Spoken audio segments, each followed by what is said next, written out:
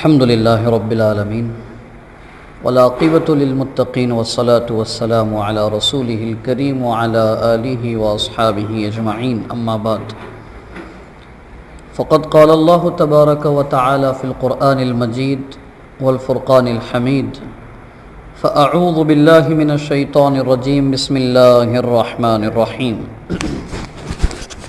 يا أيها الذين آمنوا قوا أنفسكم وأهليكم نارا وقودها الناس والحجارة عليها ملائكة غلاظ شداد لا يعصون الله ما أمرهم ويفعلون ما يؤمرون وقال النبي صلى الله عليه وسلم اتقوا النار ولو بشق تمرة رواہ مسلم۔ محترم برادران اسلام، پردہ نشین مائیں اور بہنیں، قرآن مجید کی سورہ تحریم کی ایک آیت اور نبی پاک علیہ السلام کی حدیث کا ایک مختصر سا حصہ آپ کے سامنے پڑھا ہے ہم نے۔ آیت کا ترجمہ اس طرح ہے: اے ایمان والو، بچاؤ اپنے آپ کو اور اپنے اہل و عیال کو اس آگ سے جس کا ایندھن انسان اور پتھر ہوں گے۔ اس آگ پر ایسے فرشتے تعینات ہیں، غلاظ شداد، نہایت ہی مضبوط اور سخت مزاج، لا یعصون اللہ ما امرہم، اللہ نے جس کا حکم دیا ہے اس کی نافرمانی نہیں کرتے، ویفعلون ما یؤمرون، اور جو کہا گیا ہے اسی کی فرمانبرداری کرتے، وہی کام کرتے ہیں۔ حدیث میں نبی کریم صلی اللہ علیہ وسلم نے ارشاد فرمایا: اپنے آپ کو جہنم سے بچانے کی فکر کرتے رہو، اگرچہ اللہ کے لیے کھجور کا ایک ٹکڑا ہی صدقہ کر کے تم جہنم کی آگ سے بچنے کے لیے کوشش کر سکتے ہو تو اتنا کر سکتے ہو تو اتنا ہی کرو، لیکن آگ سے بچنے کی فکر کرو۔ حسب معمول آج انسان اور جہنم کے سلسلے میں کچھ گزارشات آپ کے سامنے عرض کرنی ہے۔ تقریباً یہ تصور آخرت کی ہماری آخری کڑی ہے، آخری سلسلہ ہے۔ جیسے کہ بتایا تھا ہم نے، جنت ہر قسم کی نعمتوں کی جگہ ہے، ہر قسم کے سکھ، ہر قسم کے آرام اور ہر قسم کی عیش و عشرت کی زندگی کا سامان وہاں پر موجود ہے۔ اسی طرح جہنم ہر طرح کی پریشانی، دکھ، درد اور تکلیف کی جگہ ہے۔ یہاں رک کر ہمیں یہ بات اچھی طرح ذہن میں بٹھانی چاہیے، چاہے جو بندہ جنت کا فیصلہ جس کے حق میں ہو گیا، چاہے جس کا فیصلہ جہنم کے حق میں ہو گیا، جہنم میں اس کا فیصلہ کر دیا گیا، جہنم میں رہے گا، یہ دونوں لوگ جب اپنی اپنی جگہ جب پہنچیں گے تو کچھ روایتوں میں یہاں تک منقول ہے کہ اللہ تعالیٰ ملک الموت کو جنت اور جہنم کے بیچ میں ایک مینڈے کی شکل میں لا کر کے ان کو ذبح کر دیں گے۔ کیا مطلب ہوا؟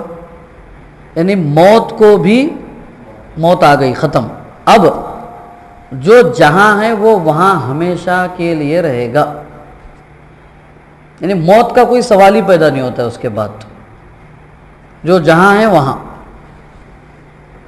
یہ سب سے زیادہ جو جنت میں لوگ ہیں ان کے لیے سب سے زیادہ سکھ، چین اور خوشی کی بات ہوگی کہ اب یہاں سے کبھی ہمیں جانا نہیں ہے، یا اب اس سکھ اور چین اور آرام کی زندگی کا کوئی خاتمہ نہیں ہے، اب ہمیشہ ابد الآباد۔ اسی لیے اللہ تعالیٰ نے قرآن مجید میں ایک جگہ پر جملہ استعمال کیا ہے، ہم فیہا خالدون۔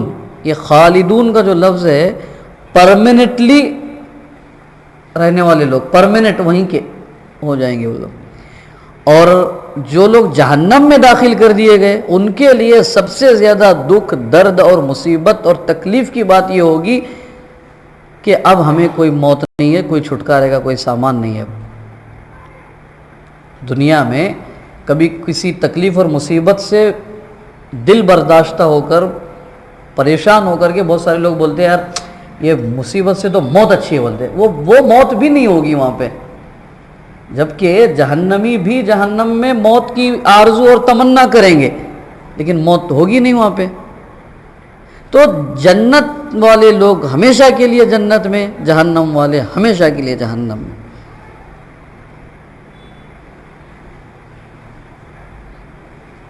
جہنم کے سلسلے میں نبی کریم صلی اللہ علیہ وسلم کی وہ روایت مشہور ہے، آپ حضرات نے کئی مرتبہ سنی ہوگی۔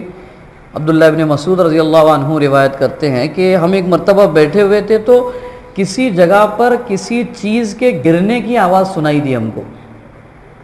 رسول اللہ صلی اللہ علیہ وسلم نے پوچھا کہ آپ جانتے ہو یہ کیا ہے؟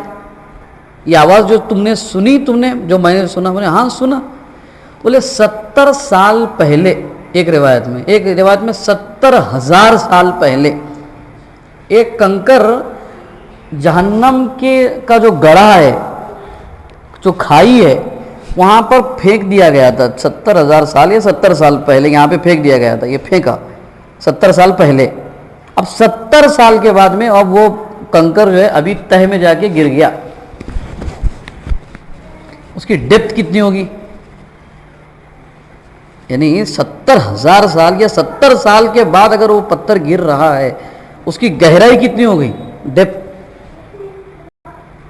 دوسری بات، جہنم کے سلسلے میں نبی کریم صلی اللہ علیہ وسلم نے ارشاد فرمائی، جہنم کی آگ، اس آگ کے مقابلے میں جو تم اپنے گھروں میں جلاتے ہو 70% زیادہ گرم اور شدید اور سخت ہے۔ نبی کریم صلی اللہ علیہ وسلم سے صحابہ نے پوچھا، سوال کیا کہ جلانے کے لیے تو یہی آگ کافی تھی جو دنیا میں ہم لوگ جلاتے، پھر اس کو 69% اس کو پلس کیوں کیا گیا؟ اللہ کے نبی صلی اللہ علیہ وسلم نے فرمایا جہنمیوں کو سخت عذاب دینے کے لیے۔ ایک اور روایت میں جہنم کی آگ کو جب سلگایا گیا، چلتا گیا، 1000 سال تک اس کو سلگاتے رہے، وہ سرخ ہو گئی۔ اس کے بعد پھر اس کو سلگاتے رہے، وہ سفید ہو گئی۔ پھر 1000 سال تک اس کو سلگاتے رہے، جلاتے رہے، اب وہ سیاہ آگ ہے۔ یعنی جہنم میں جو آگ جل رہی ہے اس میں روشنی نہیں ہوگی، اندھیرا ہوگا۔ ہیٹ پلس ڈارکنیس پلس اندھیرا، یعنی گرمی پلس اندھیرا۔ جہنم کے بعد قیامت کے دن جہنم کے لیے 70,000 لگامیں ہوگی، اس کو یعنی باندھ کر کے لایا جا رہا ہوگا، اور ہر لگام پر 70,000 فرشتے ہوں گے جو اس کو کھینچ کر لا رہے ہوں گے۔ اب وہ جو اس کی شکل کیا ہوگی، اس کو کھینچ کے لا رہے ہوں گے، تو کچھ بھی ہو سکتا ہے، وہ جیسے برف کی سلی ہوتی ہے، برف کی جو لادی ہوتی ہے، وہ کوئی شکل ہو یا اور کوئی شکل ہوگی، لیکن روایت میں یہ بتایا گیا یعنی اس کی طاقت اور شدت کیسی ہوگی، یہاں تک کہ نبی کریم صلی اللہ علیہ وسلم نے فرمایا الحر من فیح جہنم، گرمی کی شدت، جو گرمی کا جو موسم آتا ہے نا، وہ گرمی کا موسم جہنم کی حرارت میں کا ایک حصہ ہے۔ ہم بولتے ہیں نا بہت گرمی ہو رہی ہے، تو یہ وہ وقت ہے جب جہنم اپنی گرم سانس چھوڑ رہی ہے، پھینک رہی ہے، اس کی شدت کا احساس ہے وہاں سے، یہ جہنم۔ رسول اللہ صلی اللہ علیہ وسلم نے فرمایا اس کے اژدہے اور اس کے بچھو ہوں گے اونٹ کے برابر جہنم کے، اور جب وہ ایک مرتبہ ڈسے گا تو 40 سال تک اس کی جلن اور اس کا درد جہنمی محسوس کرے گا، 40 سال تک اس کی ڈنک کا احساس، درد محسوس کرے گا۔ یہ جہنم نہیں، ہم بتا رہے ہیں کہ جہنم کیا ہے۔ قرآن مجید میں جہنم کے سلسلے میں ایک اور بات فرمائی گئی ہے، جو لوگ اللہ کا انکار کر کے زندگی گزارنے والے ہیں، جب وہ جہنم میں جائیں گے 500 سال تک 500 سال تک پانی کا مطالبہ کریں گے۔ سورہ صافات میں ہے، کھانے کا جب مطالبہ کریں گے، ہم کو کھانا چاہیے، بھوک لگی ہے کھانا، تو اس میں قرآن میں لفظ ہے زقوم کا درخت دیا جائے گا۔ زقوم کا درخت نہایت کانٹے دار درخت ہوگا، وہ اتنا کانٹے دار اور اتنا سخت ہوگا، اتنا دھاردار ہوگا کہ وہ کھاتے ہی اندر جاتا جائے گا اور اندر کی آنت کو پھاڑتا چلا جائے گا، لیکن پھر بھی کھائیں گے وہ بھوک کی شدت کی وجہ سے۔ اب یہ ایسا کھانا کھاتے کھاتے ان کے حلق میں جب اٹک جائے گا تو پانی کا مطالبہ کریں گے وہ۔ سورہ دخان میں اس کا ذکر اللہ تعالیٰ نے کیا ہے، غسلین کا لفظ آیا ہے، غسلین۔ جہنمیوں کو جب آگ کی، لوہے کے ہتھوڑوں سے مارنے کی مختلف سزائیں جو دی جا رہی ہوگی، اس کی وجہ سے جو ان کا خون اور پیپ نکل رہا ہوگا، وہ ہزاروں سال تک نکل کر کے ایک جگہ پر جمع ہو رہا ہوگا، وہ سڑا ہوا پیپ، خون اور جو بھی ان کی گندگی نکلے گی، اس کو کھولا کر کے، ابال کر کے 500 سال کے بعد میں پینے کے لیے دیا جائے گا، یہ پی لو۔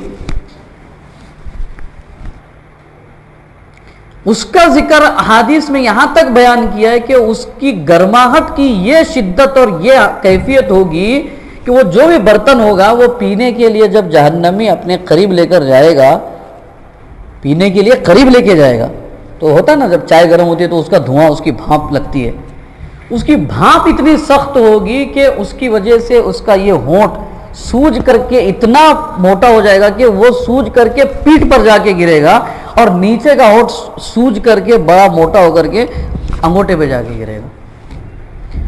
اور ہم سوچتے ہیں ایسا ہے کہ ایسے کیسے ہو سکتا ہے؟ نبی کریم صلی اللہ علیہ وسلم نے فرمایا جہنمیوں کی جو ڈاڑھ ہے، ڈاڑھ وہ احد پہاڑ کے برابر ہوگی، 7 کلومیٹر ہے وہ احد پہاڑ، اور ڈیپتھ 5000 فٹ ہے اس کی جو ہائٹ ہے 5000 فٹ ہے، اور ایسا 7 کلومیٹر ہے احد پہاڑ، اتنا اس کی ایک ڈاڑھ ہوگی۔ اب ایک ڈاڑھ اتنی ہوگی تو پورے دانت کتنے ہوں گے، پھر اس کا منہ کتنا ہوگا، سر کتنا ہوگا۔ اب ایسے شخص کو سزا دینے کے لیے کیسا انتظام کرنا پڑے گا۔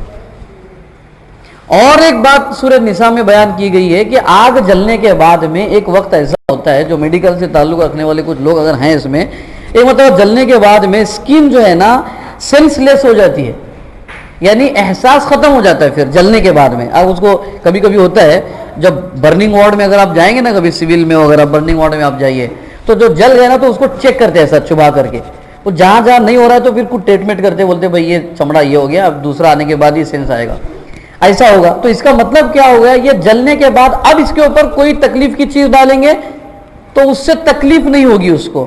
قرآن میں اللہ تعالیٰ فرمایا کلما نضجت جلودہم بدلناہم جلودا غیرہم لیذیق العذاب، کہ ہم جب اس کی چمڑی جل کر کے سینسلیس ہو جائے گی، احساس ختم ہو جائے گا تکلیف کا، تو ہم اس چمڑی کے اوپر ایک نئی چمڑی لاد دیں گے، یعنی پھر سے چڑھا دیں گے تاکہ اس کو مزید عذاب کی تکلیف ہو جائے۔ یہ ہے جہنم کی کیفیت اور حالت۔ اور شروع میں نے بتایا کہ یہ حالت کی سب سے خطرناک بات یہ ہے کہ یہ حالت ہمیشہ رہے گی، موت نہیں آئے گی۔ سمجھ رہے ہیں؟ اب ہمیں دوسری چیز یہاں پہ بات ختم کرنا ہے مجھے بھی، ایسی خطرناک جہنم میں لے جانے والے اعمال کیا ہے؟ ظاہر بات ہے ہمیں معلوم ہونا چاہیے کہ بھئی کیا وہ چیزیں ہیں کہ جو ہمیں یہاں لے کر جائیں گی۔ آج کی خطبہ جمعہ میں ہم 4 چیز بتا کے بات ختم کریں گے، ورنہ کئی ساری چیزیں ہیں۔ سورہ مدثر میں اللہ تعالیٰ ارشاد فرماتے ہیں ایک طرف جنتی لوگ ہوں گے، ایک طرف جہنمی لوگ ہوں گے۔ اس کا ایک مکالمہ پیش کیا ہے، سمجھانے کے لیے بتا رہے ہیں ہم۔ جنتی لوگ جہنمی لوگوں سے سوال کریں گے، فی جنات یتساءلون، جنت والے سوال کر رہے ہیں سامنے والے سے، جہنمی لوگوں سے دور سے، ما سلککم فی سقر، اللہ اکبر، بھئی کیا عمل ہے آپ کا جس کی وجہ سے آپ جہنم میں آ گئے؟ آپ کو تو بڑے آدمی سمجھتے تھے ہم، آپ تو بہت بڑے آدمی تھے دنیا میں، مال بھی تھا آپ کے پاس، اسٹیٹس بھی تھا، عہدہ بھی تھا، بڑے آدمی تھے آپ، 4 لوگ سلام کرتے تھے آپ کو جب گھر سے نکلتے تھے آپ، اور لوگ عزت کرتے تھے، جہاں جاتے تھے آپ کو جگہ دی جاتی تھی، آپ کو آگے آگے آنے کے لیے کہا جاتا تھا، آپ تو بڑے عزت شرف والے آدمی تھے دنیا میں، آپ تو بڑے دیندار سمجھے جانے والے آدمی تھے، تو آپ کیسے کیا جہنم میں آ گئے؟ ایسے سوال کریں گے۔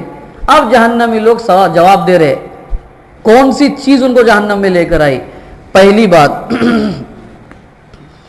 لم نکو من المصلین، نماز کا اہتمام نہیں کرتے تھے ہم لوگ۔ نماز کا اہتمام نہ کرنا یہ پہلا عمل ہے جو آدمی کو جہنم میں لے کر جائے گا کفر کے بعد۔ اور ایک بات شروع میں آپ نے غور کی ہوگی، میں نے جب آیت کا ترجمہ کیا ہے، اللہ تعالیٰ نے ایمان والوں کو وارننگ دی ہے، اے ایمان والو اپنے آپ کو اور اپنے اہل و عیال کو جہنم سے بچاؤ، اے کافروں نہیں بلائے۔ مطلب کیا ہوا؟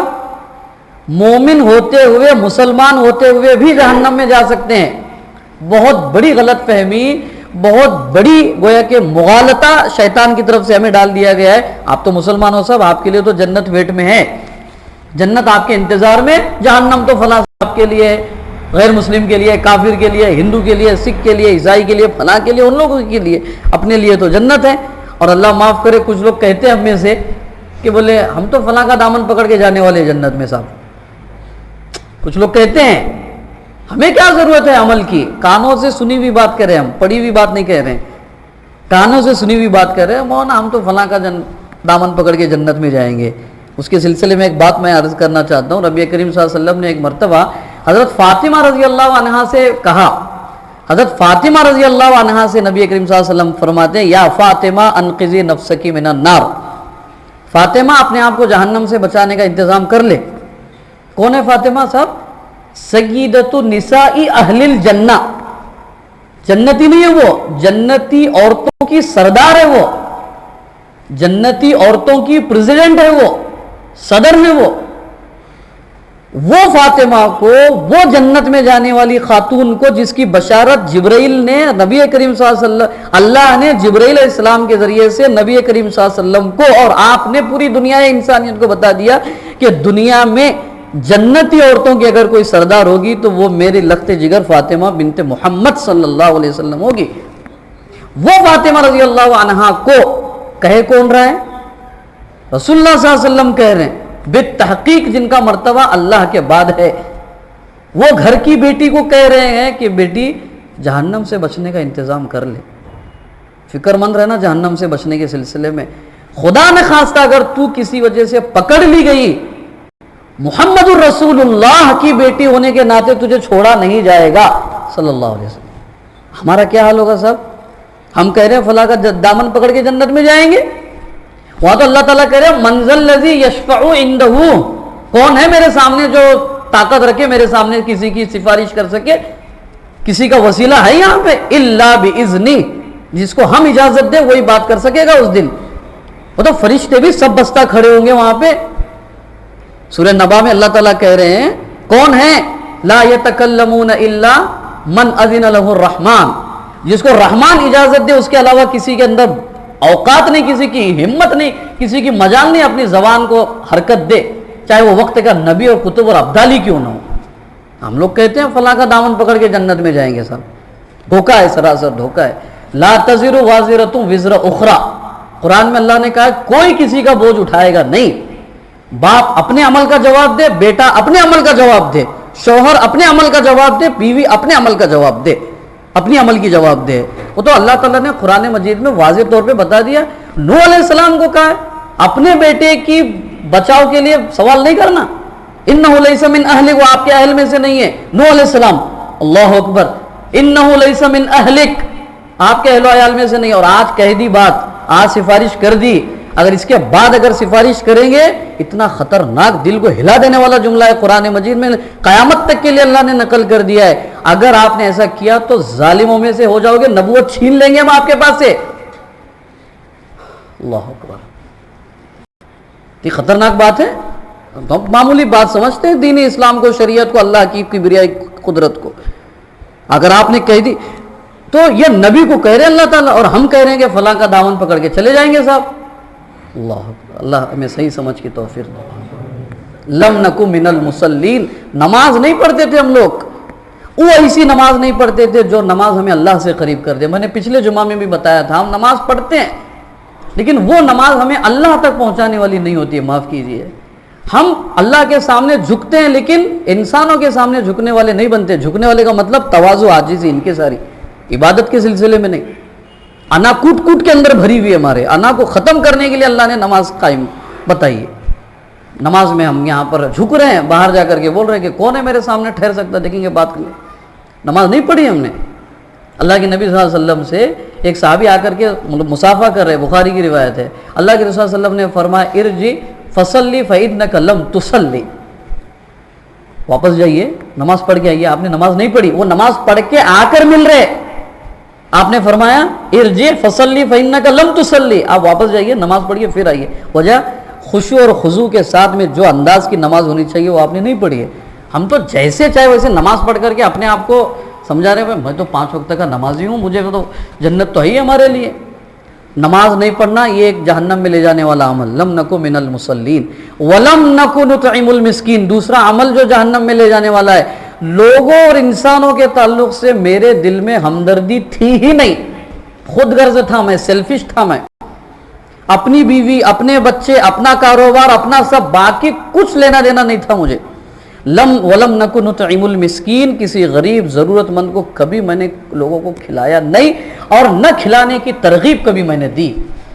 یہ اتنی خطرناک بات ہے. یہ تو کھلانے کی بات اللہ تعالیٰ کہہ رہے ہیں. کھلانے کو تو ہم اپنے کام کے لیے تو بہت لوگوں کو کھلاتے ہیں، لیکن کوئی ایسا بندہ ہے جس کو ہم نے صرف اللہ کو راضی کرنے کے لیے کھلایا، صرف اللہ کو راضی کرنے کے. اپنا کام نکالنے کے لیے کام کرتے ہیں، اپنا کام نکالنے کے لیے فلاں کو کپڑے دے دیے، فلاں کو ہدیہ دے دیا، فلاں کو کھانا کھلا دیا، فلاں کو کچھ کر دیا اپنے کام کے لیے. کبھی ایسا ہوا ہے کہ ہم نے اس بندے کو صرف اس لیے کھلایا کہ اللہ مجھ سے راضی ہو جائے، بس یہ کام نہیں کرتے تھے ہم. یعنی مطلب یہ ہوا لوگوں کی ہمدردی ہمارے دل میں نہ ہونا، خود غرضی، یہ ہمارا وہ عمل ہے جو ہمیں جہنم میں لے جا سکتا ہے. لوگوں کی ہمدردی اور انسانیت کی ہمدردی ہمارے دل میں ہونی چاہیے. وَلَمْ نَكُ نُطْعِمُ الْمِسْكِينَ. تیسری بات جو جہنم میں لے جانے والی ہے، لَمْ نَكُ مِنَ الْمُصَلِّينَ وَلَمْ نَكُ نُطْعِمُ الْمِسْكِينَ وَكُنَّا نَخُوضُ مَعَ الْخَائِضِينَ. میں نے پچھلے جمعہ جو بتایا تھا اس کا اگلا، بیکار کی گپ شپ میں پڑا رہتا تھا، وقت کو برباد کیا کرتے تھے. وَكُنَّا نَخُوضُ مَعَ الْخَائِضِينَ، بے فضول اور بیکار بحث و مباحثوں میں وقت گزارا کرتے تھے ہم. کیا مطلب ہوا؟ یعنی بیکار کی باتوں میں اپنے وقت کو ضائع کرنا اتنا بڑا عمل ہے جو ہمیں جہنم میں لے جا سکتا ہے اپنی نماز روزے کے باوجود بھی. سمجھ رہے ہیں بات کو؟ ہم تو کیا کہتے ہیں ٹائم پاس کے لیے ذرا جا کے، ٹائم پاس کے لیے. ٹائم اللہ کی امانت ہے، وہ یا تو اپنے جسم کی کسی خدمت کے لیے، اپنے اہل و عیال کی خدمت کے لیے، انسانوں کی خدمت کے لیے، یا اللہ کی فرما برداری کے لیے. اس کے علاوہ کسی اور جگہ استعمال ہو رہا ہے وہ خیانت ہو رہی ہے، اور اس کا وبال جہنم میں جا کر کے بھگتنا ہے. وَكُنَّا نَخُوضُ مَعَ الْخَائِضِينَ اور وَكُنَّا نُكَذِّبُ بِيَوْمِ الدِّينِ. آخرت کی فکر نہیں تھی ہمیں. دنیا کو سامنے رکھ کر کے ہمارے پلاننگ ہوتے تھے، سب جو کچھ تھا دنیا کو سامنے رکھ کر کے. کئی پلاٹ خریدتے تھے، بولتے تھے میں اگر نہیں رہا تو میرے بچے کو کام آئے گا. یعنی جو بھی پلاننگ ہوتی تھی وہ دنیا کو سامنے رکھ کر ہوتی تھی. آخرت کو سامنے رکھ کر کے کوئی کام ہم نے دنیا میں کبھی نہیں کیا. گویا ہم آخرت کا انکار کرنے والے تھے، آخرت کا کو جھٹلانے والے لوگ تھے ہم لوگ. گویا دنیا میں ایسے منہمک ہو جانا کہ ہم آخرت سے غافل ہو جائے، یہ وہ عمل ہے جو ہمیں جہنم میں لے جا سکتا ہے ہمارے نیک عمل کے باوجود بھی. حتی اتانا الیقین، یہ حالت ہماری کہاں تک رہی؟ موت تک ہماری حالت ایسی ہی رہی. اس لیے ہم آج یہاں پر جہنم میں. اب ہمیں اپنے آپ کے اندر یہ غور فکر کرنی چاہیے، کہیں یہ چیزیں میرے اندر تو نہیں ہیں. اگر ہے اسی وقت بیٹھ کر کے دل ہی دل میں کم از کم کچھ ندامت کے کچھ آنسو اپنے آنکھوں سے بہا کر کے اللہ سے معافی تلافی کرنی چاہیے. ورنہ اللہ ایسا رحیم ہے، ایسا کریم ہے اللہ تعالیٰ. چھوٹا واقعہ کہہ کے بات کو ختم کر رہا ہوں میں. حضرت موسیٰ علیہ السلام کے زمانے میں قحط پڑ گیا. قحط پڑ گیا. اللہ تعالیٰ نے کہا کہ تمہاری ساری قوم کو بلاؤ اور اجتماعی طور پر استغفار اور دعا کر کے دعا کرو تو بارش برسائیں گے. تو سب کو جمع کیا اور کہا کہ اللہ تعالیٰ جو ہے کہتے ہیں کہ ہم سب اللہ کے سامنے گڑ گڑائے روئیں، اپنے گناہوں کی معافی مانگیں، اس سے دعا کریں، اللہ بارش برسائیں گے. کر رہے ہیں.